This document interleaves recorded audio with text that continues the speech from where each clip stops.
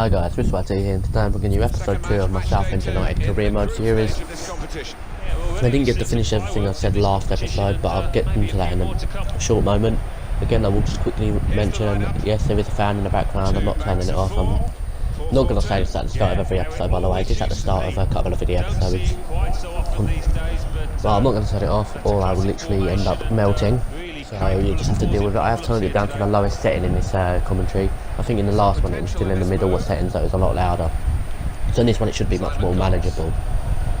So obviously the next time, if it is still too annoying, next time I can probably like put it on a rotation, but I like die in the centre basically. Anyway, getting into the episode, I'll quickly mention what's happening in the game before we go anything until the last episode.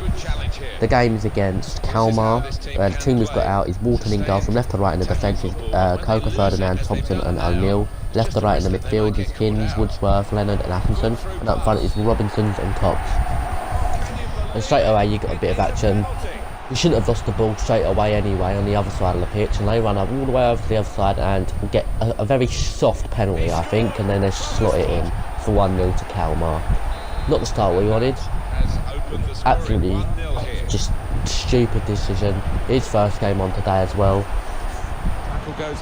So yeah, in the last game I didn't mention that Fortune got a red card because I decided to have a coughing fit at the end of the last episode. Let's hope it doesn't happen again. But he got a red card, and I was just pissed off, so I was just like tackling everyone, and he got a red card. He did score as well. It would have been a bonus if he didn't get sent off, because he would have played in this game and probably would have done bits. So yeah, he got a red card. He only misses one game though. We have now put out 2 youth academy scouts. Now we haven't gone with the best ones and spent like 3.5 million. A, we don't have the money, and B, they want us to keep our money. So I went with 2 really like the worst ones basically, 1 star in Charlie Brown. 16,000 I bought his boy, and he's set to England, which is his home country, and it cost me 108,000 for 9 months scouting.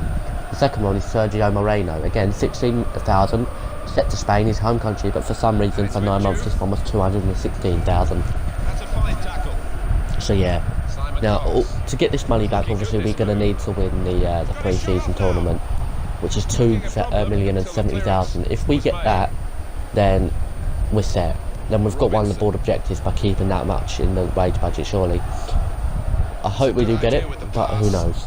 A few things on the signings as well. Max Emma said, or his club, I think it was Gillingham, they said no, because we're not looking to loan him out at the current time. It was a loan to buy as well, that one, and I didn't want to spend $1 million on him to buy, so I just ignored it, left it.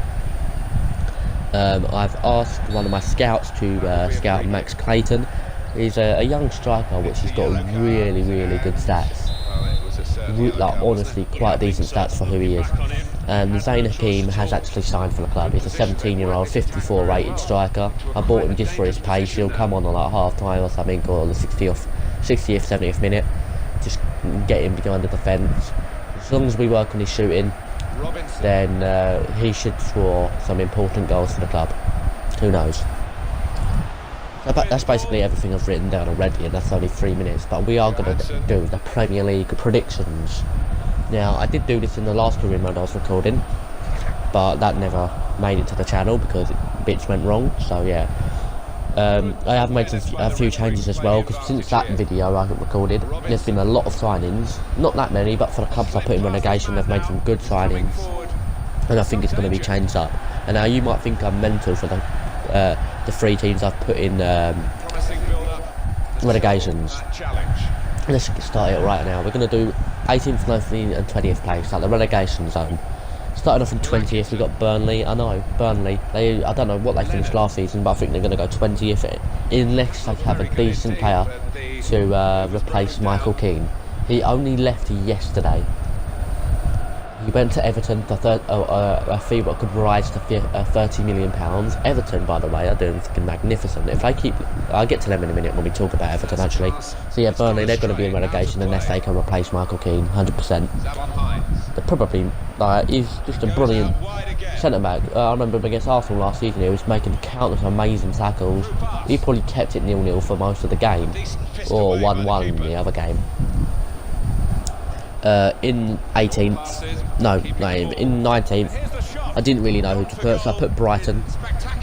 To be honest, with the signings Huddersfield and Newcastle are going to make, I really don't see them out of the 3 relegations getting relegated. I think it's going to be Brighton rather than the rest.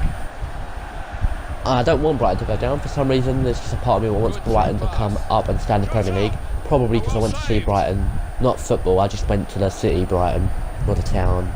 I don't know what it's, I'm guessing it's a city. I went there not too long ago, I don't know actually, 3 or 4 months ago now. And to get where we was going, we drove past the stadium.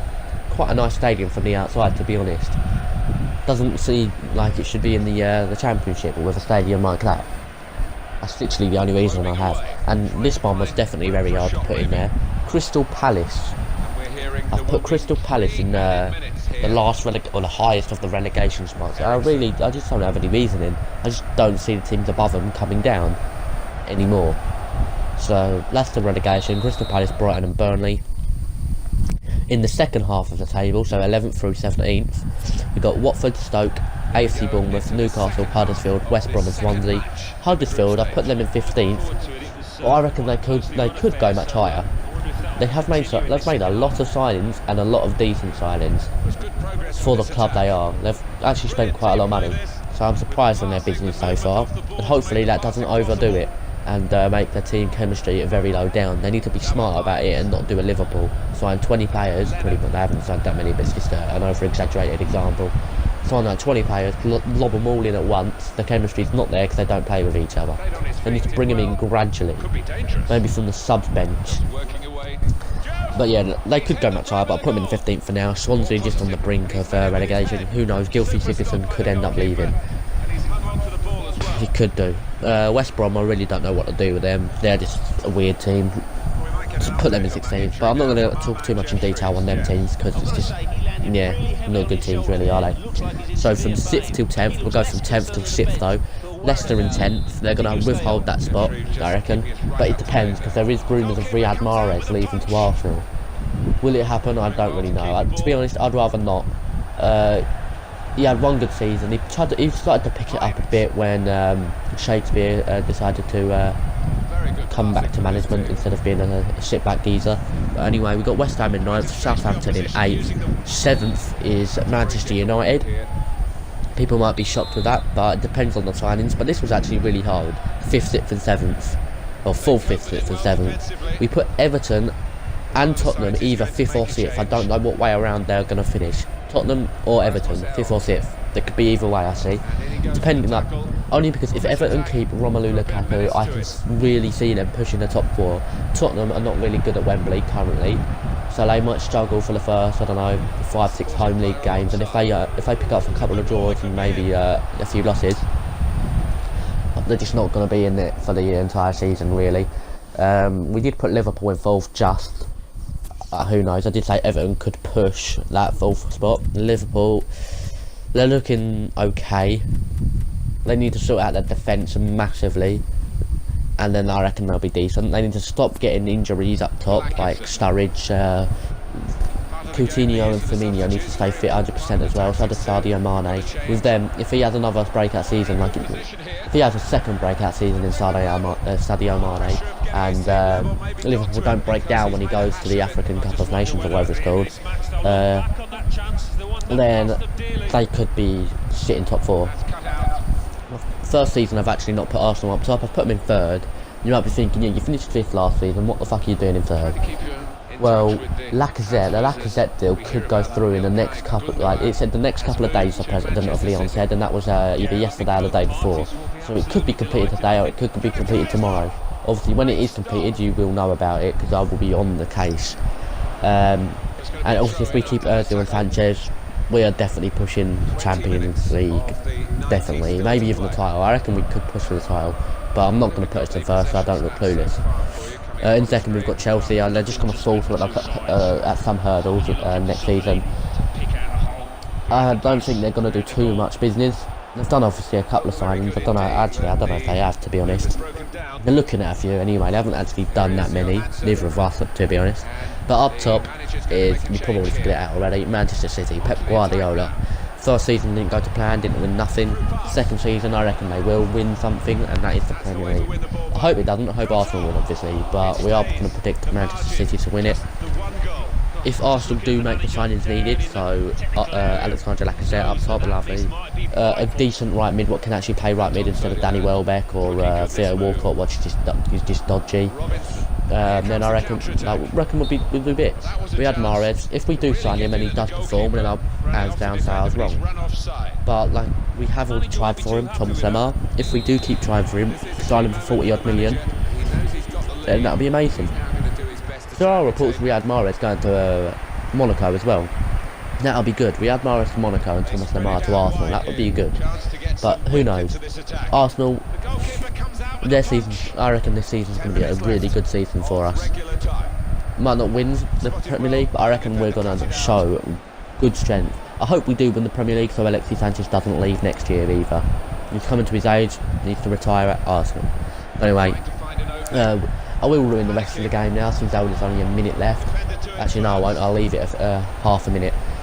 Let's go with Arsenal. I don't reckon we're going to perform in the EFL Cup, we never do. Champions League, we're not in it, so we're in the Europa League this year.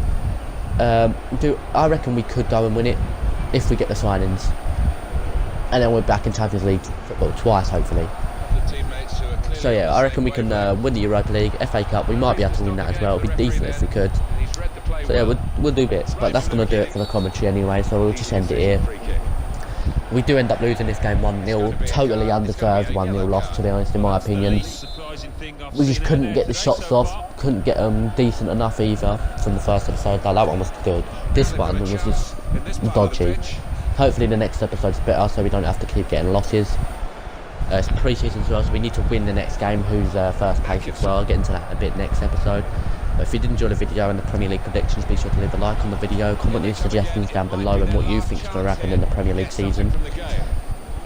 Share, subscribe to share the video, subscribe to the channel if you do want to see more, and playlist link will be in the description. Thank you for watching, see you later and have a nice day.